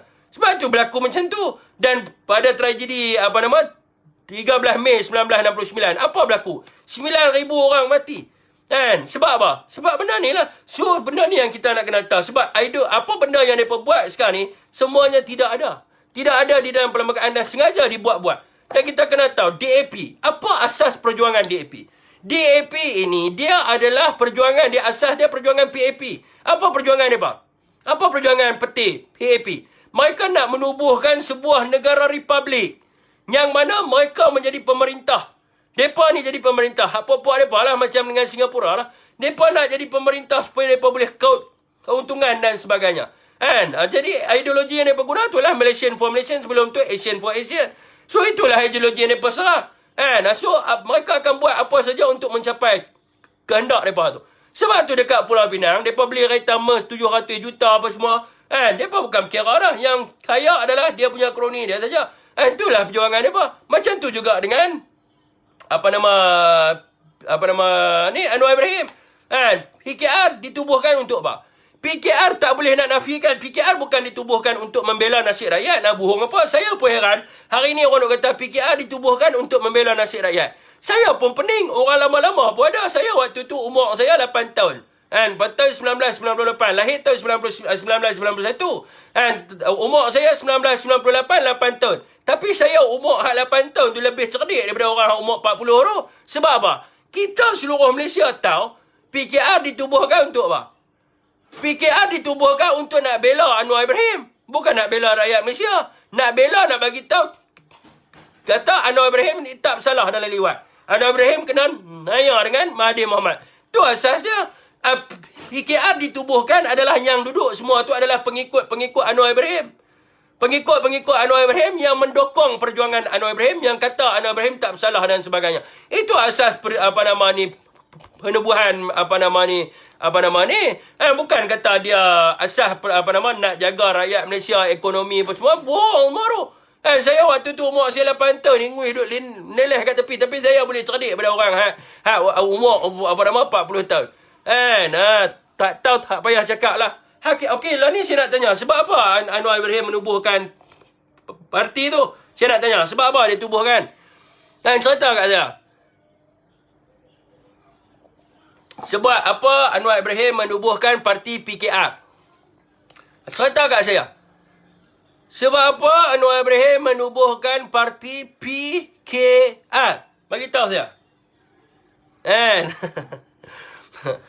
Orang PKR nampak ni, kita tahu ni semua orang PKR ni. Ni kita snap semua nama dia. Kita tahu dia nak buat kapla semua nak bagi kita gaduh apa semua. Rupa-rupanya orang DAP, orang PKR.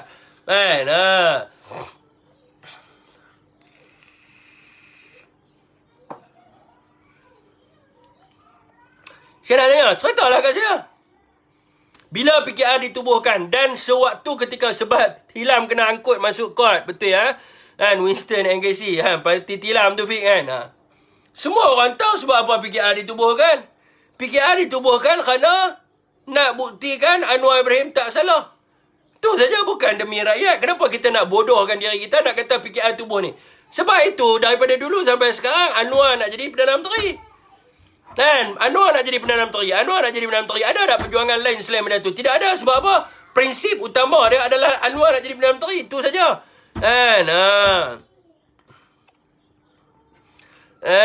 Secara tak sengaja sebab Tilam PKR memang untuk membela Anwar aja, reformasi. So nak bagi tahu apa? Sejarah. Saya umur 8 tahun lebih cerdik daripada orang pada waktu tu umur 20-30. Macam mana saya umur 8 tahun ingui duduk neleh kat tepi. Saya tahu dah kata PKR tubuh ni kerana nak bagi tahu kata Anwar bukan peliwat.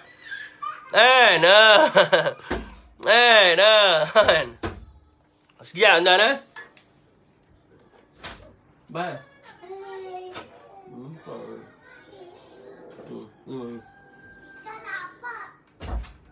Ikan apa? Makan dah tadi. Saya lagi dia masak.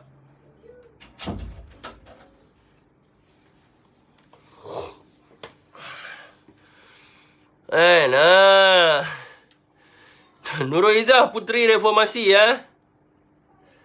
Tak payah cerita, memang tak tahu dah cerita lah, kita nak tahu. Ceritalah. Cerita sejarah dah, background. Kenapa PKR ditubuhkan? Dah kita nak tanya. Kenapa? Kita tak perlu pergi. Saya nak tanya background perjuangan ni, apa? Sebab kita cerita sekarang ni adalah tentang racial, discrimination against race dengan discrimination against religious. Yang bawa perjuangan yang kata anti-discrimination against race dengan discrimination against religious dan juga gender ni siapa dia? Kenapa nak tanya PPPM? PPPM kan bawa isu tu pun. Yang bawa isu tu DAP. Orang minta saya terangkan kedudukan benda tu. Saya terangkan mana wujud. Orang tanya saya, betul ke Fik, negara Malaysia ni wujud diskriminasi terhadap agama? Orang lain tidak dibenarkan menganuti agama dia. Saya kata mana wujud? Orang Kristian nak pergi sembahyang hari Ahad. Bukan ada masalah apa-apa, nak pergi sembahyang lah. Orang India nak pergi sembahyang. Ada orang pergi bom, kuih dan sebagainya. Mana ada? Mereka boleh sembahyang ikut suka mereka. Kan? Orang Islam nak pergi sembahyang boleh. Macam mana yang boleh kata ada diskriminasi against religious? Lepas tu member saya bertanya.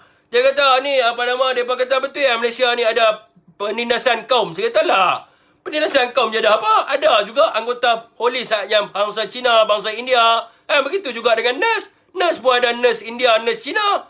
Kan? So apa yang kata? Apa yang kata penindasan kaum dan sebagainya ni? Itu yang kita terang ni. Yang dia pergi tanya kita pula. Bila, sebab apa PPM ditubuhkan.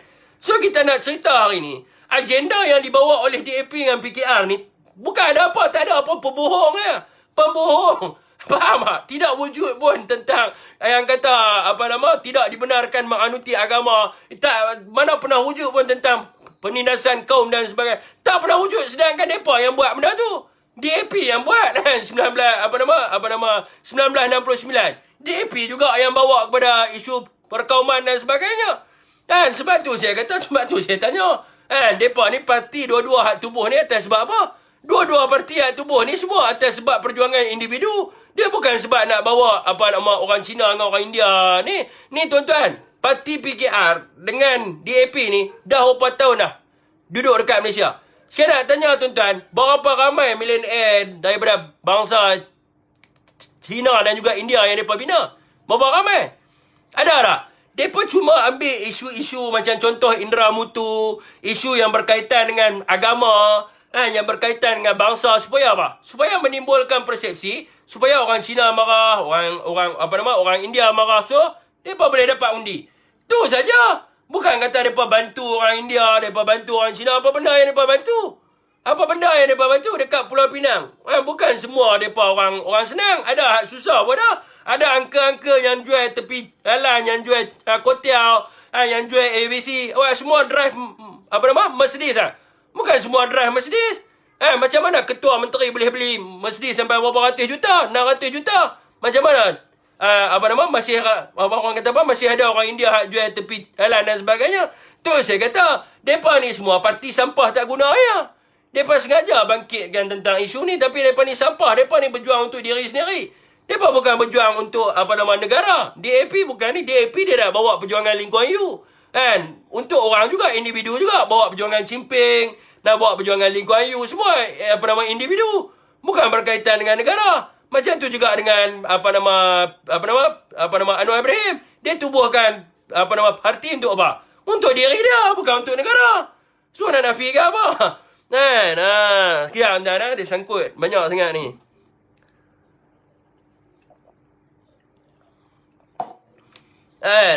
Itu saya nak tanya. Itu asas dia. Hudud untuk orang Islam pun mereka nak lawan. Yang mereka nak lawan untuk apa? Persepsi. Bila mereka serang hudud, orang Islam akan hentam mereka. Bila orang Islam hentam mereka, mereka kata apa? Orang Islam nak bunuh mereka. Orang Islam nak perang dengan mereka. Orang Islam nak bunuh mereka. So, orang-orang lain kena backup mereka. Orang Kristian kena bangun, pertahankan agama dan sebagainya. Mereka mainkan persepsi. Mereka nak tu saya kata, DAP, PKR adalah parti persepsi. Mereka mainkan persepsi nak bagi orang marah. Mereka ni lah parti yang penyebab kepada perpecahan perkauman dan juga agama.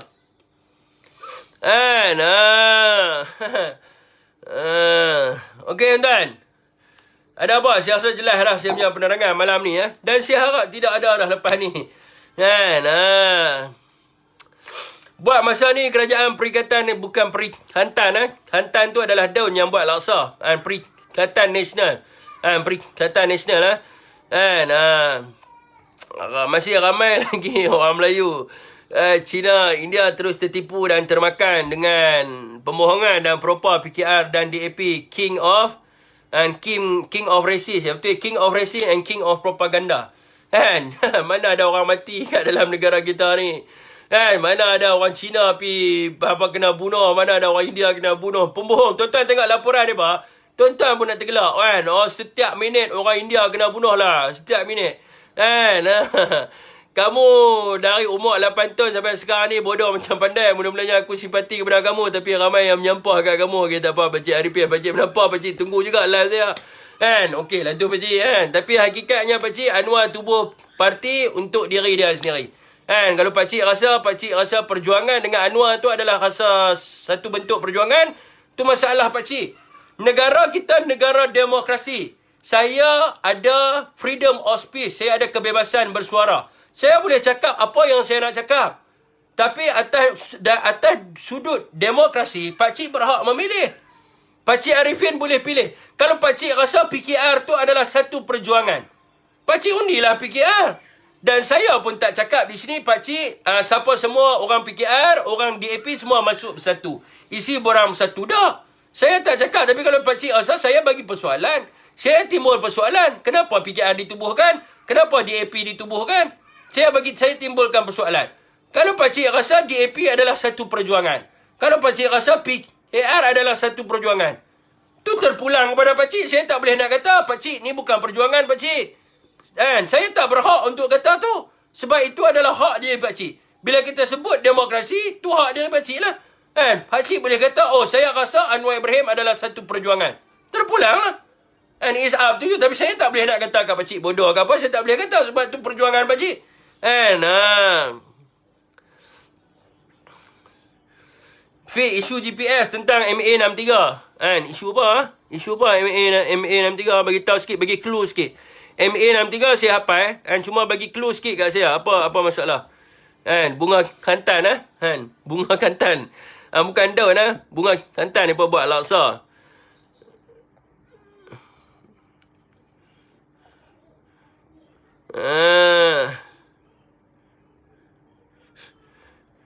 Terangkan kenapa PPBM ditubuhkan. Petang tadi saya dah terang lah. Saya undi Perikatan Nasional terbaik Anwar teringin sangat nak jadi PM. Lama dah PKR ditubuhkan untuk bebaskan Anwar je. Kan? Kalau Pakcik rasa nak isi borang PPBM ada satu perjuangan, mai isi borang cepat. Kan?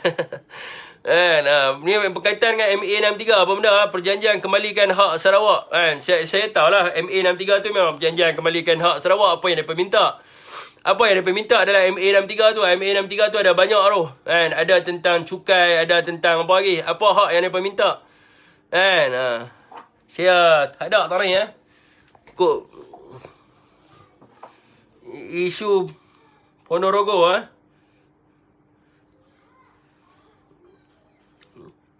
MA63 saya hafal. Dia tak faham soalan. Ahmad Johansson Alwi Ali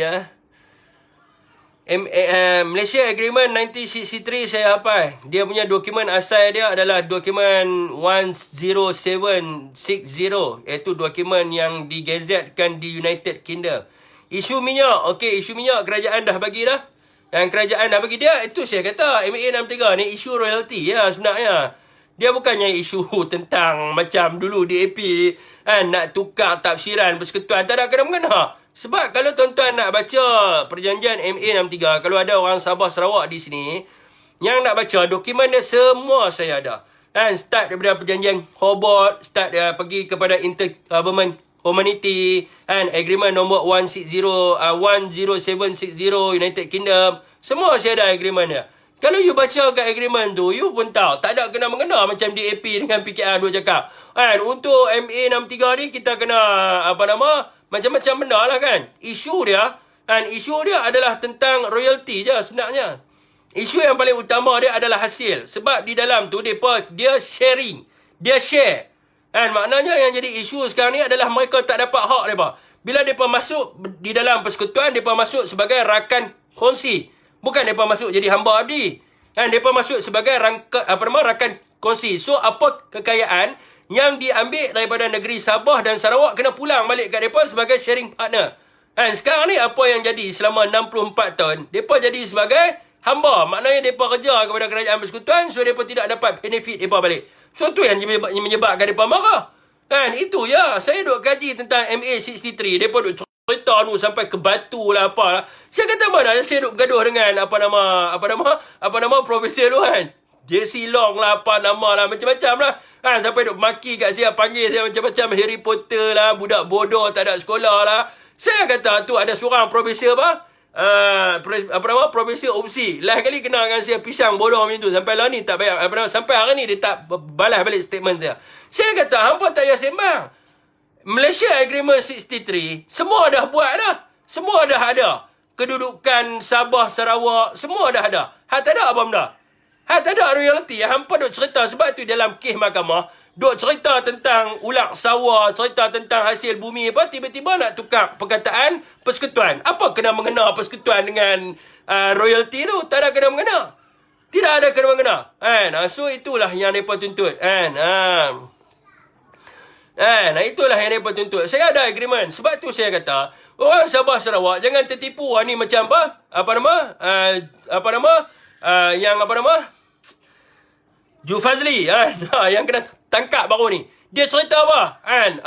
Borneo merdeka. Lah saya kata, Allah, merdeka tak mana ni kan. Saya pun pergi carilah tuan-tuan. Agreement tu daripada kurun yang ke-18. Agreement kurun ke-18 depa pi walk keluar kata Sabah merdeka. Saya kata agreement ni di bawah Gustavo Baron de Overbeck. Gustavo Baron de Overbeck dia buat perjanjian di bawah British Protectorate. Dia bagi independent under British Protectorate. Maknanya adalah merdeka di bawah naungan British. Dan dia dijaga oleh Gustavo pada waktu itu. Dijaga oleh Gustavo di bawah pelindungan Ratu British. Bukan dia merdeka di bawah British Protectorate. Sebab tu agreement tu adalah agreement British Protectorate. 1888 1818 ke 1888, saya lupa lah, lebih kurang tu lah. Agreement Gustavo Baron de Overbeck. Dia pergi ambil tu perjanjian kurun ke-18. Tak ada kena-mengena. Isu dia adalah hasil bumi. Tu yang isu dia. Tu isu paling utama lah. Satu lagi adalah isu pembangunan. Sebab apa? Peluang pekerjaan di sana tidak ada. Sebab apa? Banyak hutan dan sebagainya tidak dibangunkan. So itu yang mereka nak. Mereka nak akses jalan, akses air, akses elektrik. So solve benda tu, settle masalah. Sebab mereka apa manusia juga. Macam kita lah. Kalau kita tuan-tuan, orang pergi letak kita kat halang hutan semua, kita nak hidup lah. Mereka pun manusia macam kita. So mesti kita kena letak diri kita kat tempat mereka. Bila kita letak diri kita kat tempat mereka, maka selesai masalah. Itu saja. Kalau kita rasa kita nak hidup ada air, mereka pun nak hidup ada air juga. Kalau kita rasa kita nak hidup dalam cerah, ada lampu, mereka pun nak hidup ada lampu juga. Mereka manusia. Mereka pun ada nafsu. Macam kita juga. Jadi itulah yang kita nak. MUiDNC adalah terbaik. Perhatian rakyat. Ya betul. Benda ni dah lama, 64 tahun. Dan saya harap orang di sebelah Borneo dia bersetuju lah. Sebab tu saya kata nak selesaikan sesuatu masalah, kita kena apa? Letak masalah kat tempat orang tu. Tak payah semua nak menegakkan benar yang basah. Tok Mak Hassan bakal PM bila-bila masa je UMNO tarik dari Parlimen bubar atau Agong akan lantik PM interim sementara. Ya, PM interim kena lantik MUiDNC juga. Samalah cerita dia pun. Samalah cerita dia pun.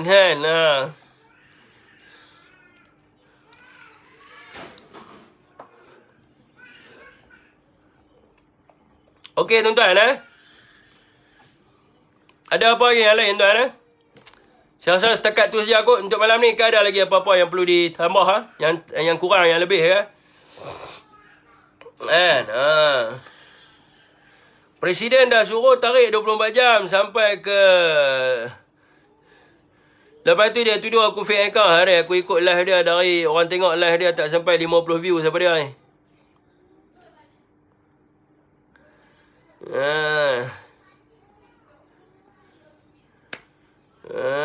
Bersama-sama lah, jangan pecah bab politik.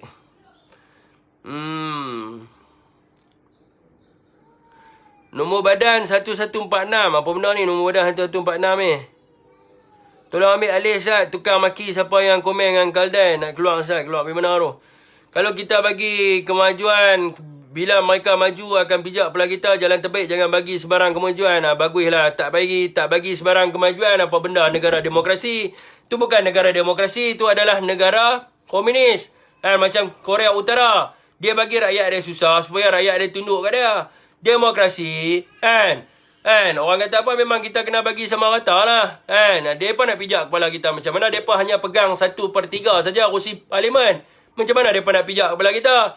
Mereka tak boleh pijak Mereka nak pijak kepala kita. Siapa kalau kita bagi mereka? Ini konsep yang salah yang dipraktikkan oleh UMNO berzaman-zaman. Kan, kita tidak boleh bagi orang Melayu senang. Tak boleh bagi orang Melayu kaya. Sebab apa? Kan, nanti orang Melayu bila dah senang, dia pijak kepala kita. Kan, kita mesti pastikan orang Melayu susah. Bila orang Melayu susah, dia akan meminta-minta. Bila dia meminta-minta, maka kita beri kat dia. So, dia akan undi kita. Ni salah konsep. Apa benda konsep macam ni? Nah, kena bagi dia susah supaya dia undi kita. Lepas tu, janji. Hang boleh janji 10 tahun, 20 tahunnya. Mungkin sebab duduk Malaysia tu yang boleh janji sampai 64 tahun. 64 tahun janji. Agak-agak kalau kata 64 tahun, sampai ke anak dia apa semua, mereka pun dah cerdik pandai dah. Mereka bukan bodoh. So, bila mereka cerdik pandai, nah itu yang mereka bangun. Bila mereka bangkit, itu yang mereka undi warisan, undi TAP dan sebagainya. Sebab mereka ada otak. Sebab mereka ada otak. So, tak boleh lah kata tak boleh bagi pembangunan. Tu zaman atuk. Zaman atuk kena bagi susah. Bagi orang Melayu duduk macam reban. Ibarat ayam, talang reban. Macam mana pula YDP Agong Habaq Tan Sri Muhyiddin PM Trim. Jangan kalut. Bukan saya kalut. Tuan-tuan pergi buka akta tafsiran. Di dalam akta tafsiran, dia bagi tahu bahawa temporary minister ataupun dipanggil sebagai interim minister, mestilah seseorang yang pernah menjawat jawatan sebagai menteri. So, dia mesti menteri sebelum tu.